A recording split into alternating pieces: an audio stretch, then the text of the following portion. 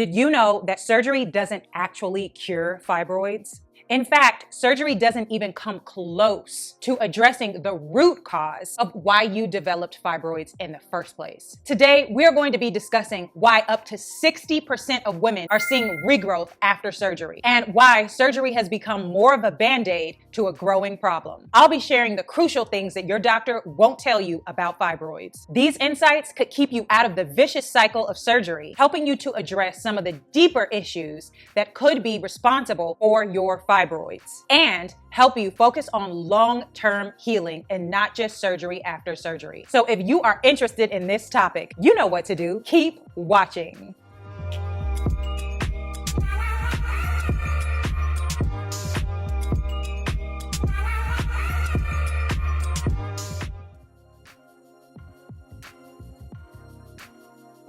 Welcome back to my channel. I am Glampreezy. If you are new here, I make videos about natural fibroid healing, and I share everything that I have learned that have helped me to naturally shrink my fibroids from this to this.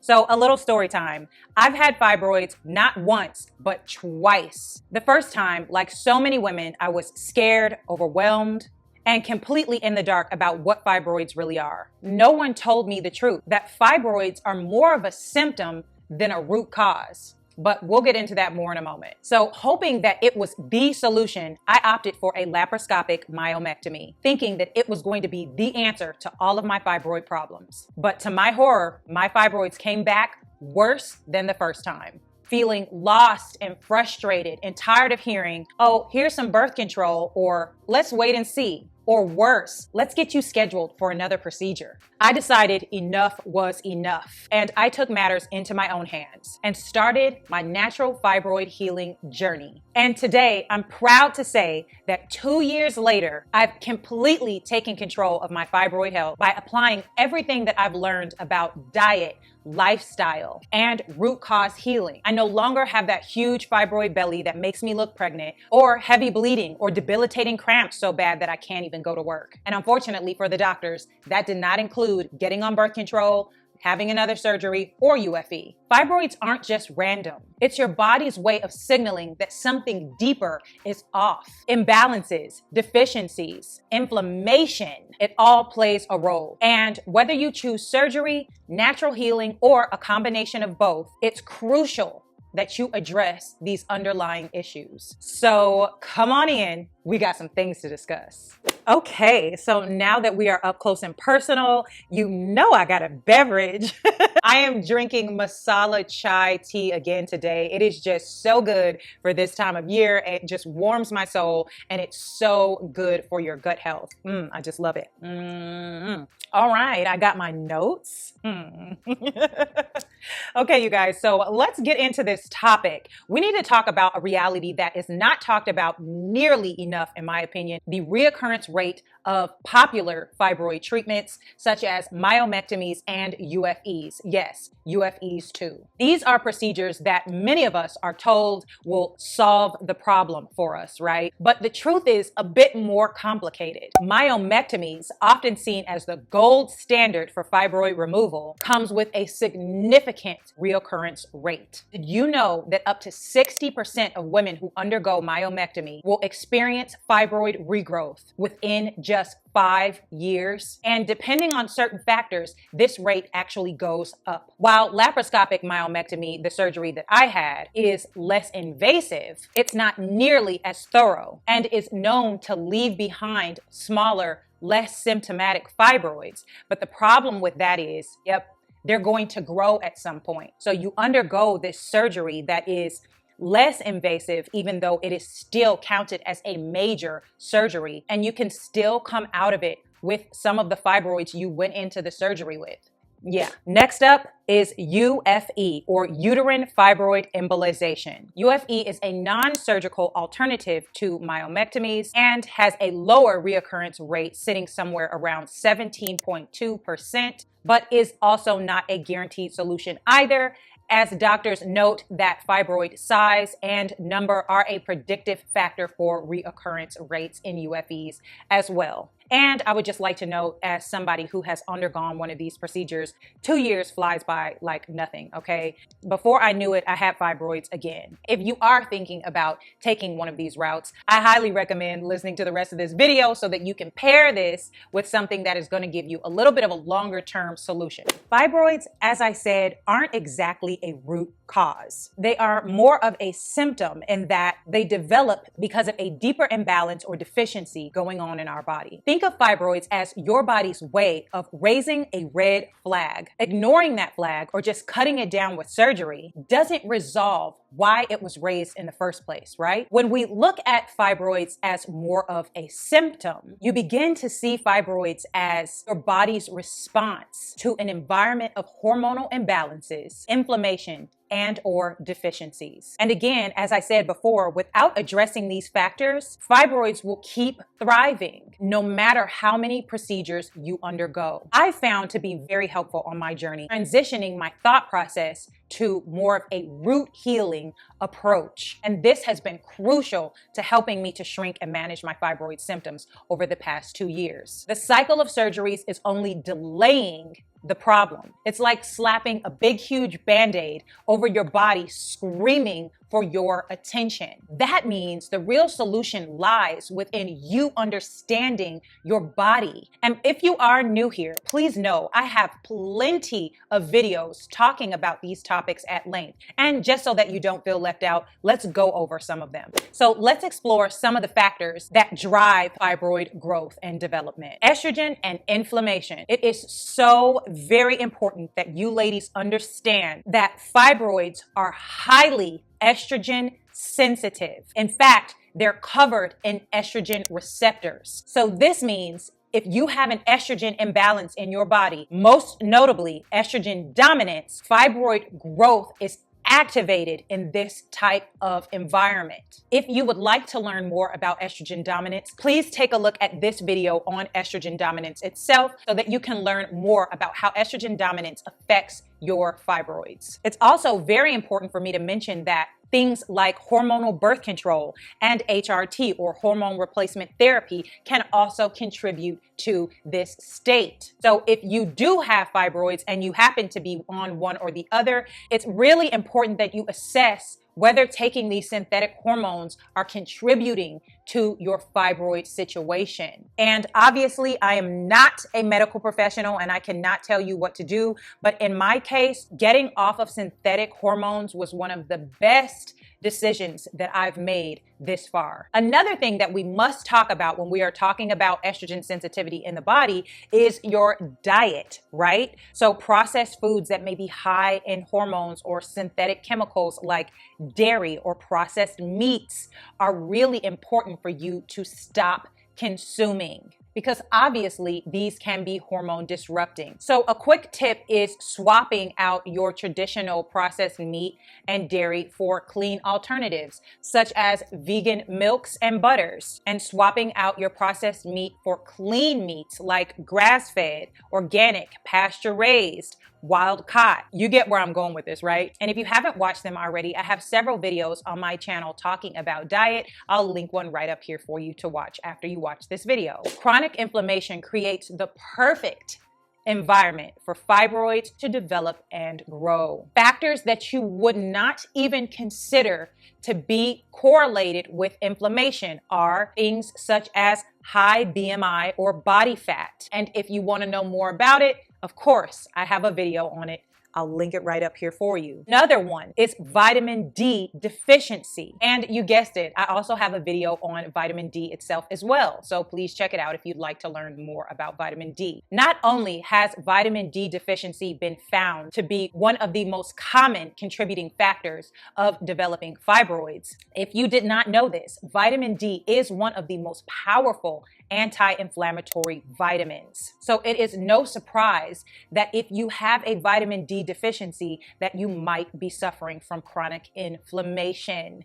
Yes. And third, this is one of the most underrated factors that I keep talking about, but it doesn't seem to be sticking. Blood sugar dysregulation. This can also contribute to a chronic inflammatory state in the body, and more specifically, insulin resistance, okay? So all of these factors contribute to inflammation in the body. And it's crazy because you would not normally put these things together, but they all are connected through inflammation and hormone balance. Now, hearing all of that might sound quite overwhelming, and I do understand that. But the good news here is none of these things are out of your control. You can address all of these factors through changes in your diet and lifestyle. And I kind of feel like that's the reason why doctors don't talk to us about this. So now that we've identified some of these deeper causes, let's talk a little bit about how you can address these in your day-to-day life. Number one, diet.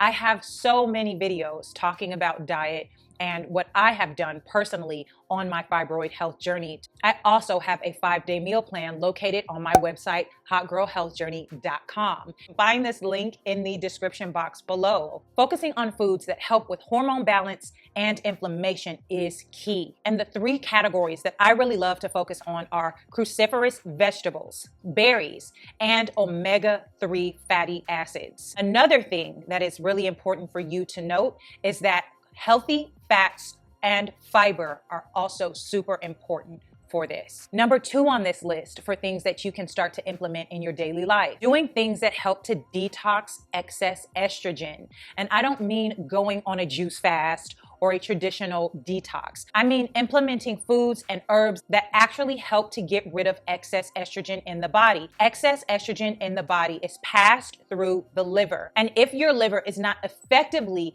getting rid of this excess estrogen, it's only reabsorbed into your body. Number 3 on this list, stress management, ladies.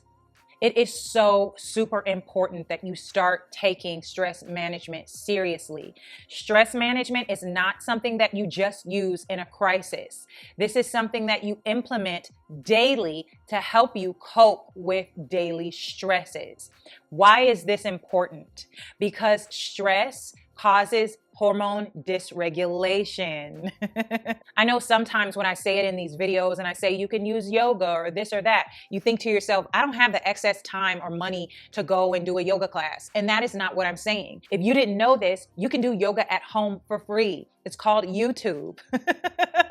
Take yourself to TJ Maxx, Home Goods, Marshalls, grab yourself a mat and do some yoga after work or before bed. You can also use breathwork exercises. I've talked about EFT tapping a million times on this channel, and I also have a video on it. Check some of these out. I know it sounds really crazy because we're not taught to actually utilize stress relieving techniques throughout the day. And to be honest with you, it's a very unhealthy way of living, okay? If you look at your body as a full tank of gas, right? And every 24 hours, this tank of gas renews. Naturally, your body allocates certain amounts of gas to different processes, right? So if we are utilizing some of that gas or energy for other things like stress, it is going to reallocate this energy into helping your nervous system to regulate the stress that you are going through, okay?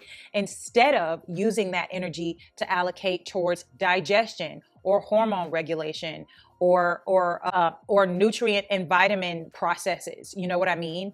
And throughout the day, we only have so much gas.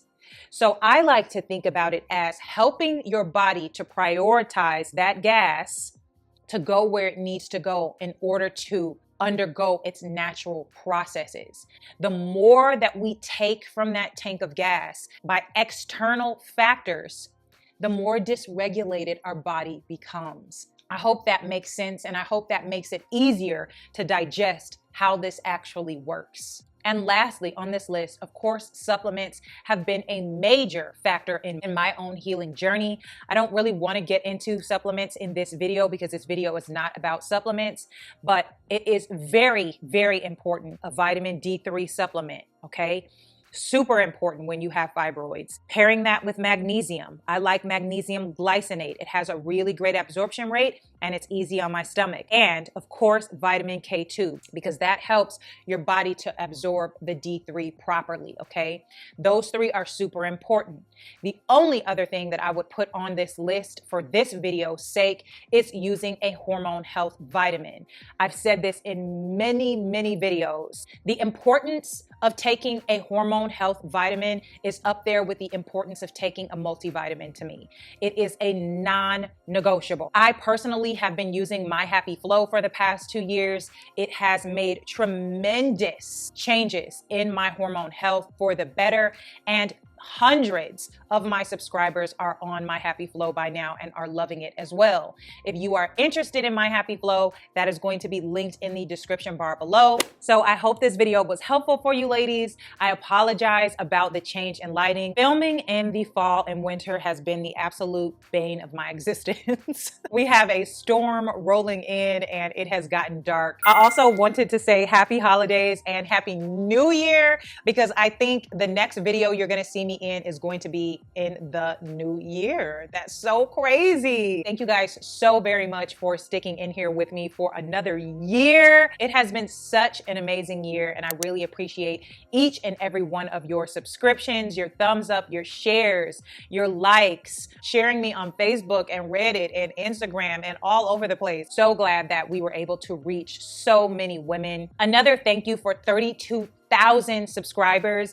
It is absolutely surreal and I cannot believe that we are in this thing. We up in here now, y'all. They can't take us out. Whatever you want to do, I just want to make sure that you are very well informed and that you know what's going on so that you can have the power to make the very best choice for you and your body. But if you don't know what's going on, it makes it harder for you to make the best decisions for yourself. And I know that from personal experience.